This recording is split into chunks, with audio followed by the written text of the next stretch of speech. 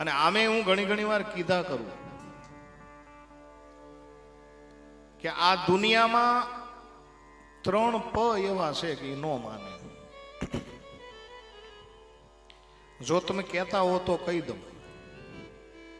હાલો લ્યો, 3 પ કહી દઉં. બાપુ કહી દઉં કે રામચંદ્ર બાપા કહી દઉં ને?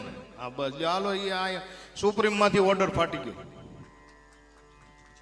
હવે કહી દઉં. 3 પ એવા છે, તમે એને ગમે એમ સમજાવો તો એ ન માને. એમાં પહેલો પ છે પાડોશીનો. આખું ગામ તમને માનતું હોય પણ તમે જોજો એક દિવાલ જેની હોય ને એ પાડોશી નો માને. પાડોશી શું કે ખબર? હવે અમારા ઘરની બાજુમાં રહે, ત્યાં હું હાલે એ બધી અમને ખબર છે. પાડોશી નો માને. તમે જોજો.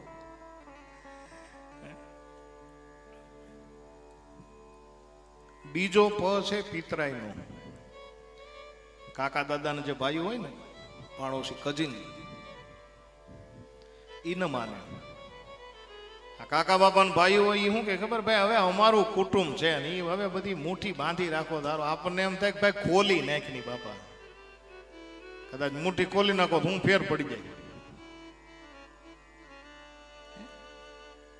પેલું પાડોશી ન માને, બીજું પિતરાઈ ન માને, અને ત્રીજું થોડુંક કઠણ છે.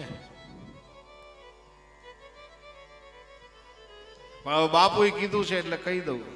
પેલો પાડોશી, બીજો પિતરાય અને ત્રીજું પત્ની. આખી દુનિયા પગ ધોઈને પીતી હોય પણ ઈ ન માને. ભગવાન ભોળાનંદ માન્યું. ભગવાન અખિલ બ્રહ્માંડ નો નાથ, કૈલાસ નો અધિપતિ સમજાવે છતાં પણ ન માન્યું. અને જયારે બહુ ન માને ને, હું ઘણી વાર મારા ભાઈઓને દાંત કઢાવતો હોઉં કે ભગવાન શિવનું પણ જો ન માન્યું હોય તો આપણે બધા ખોટી માથાકૂટ કરીએ.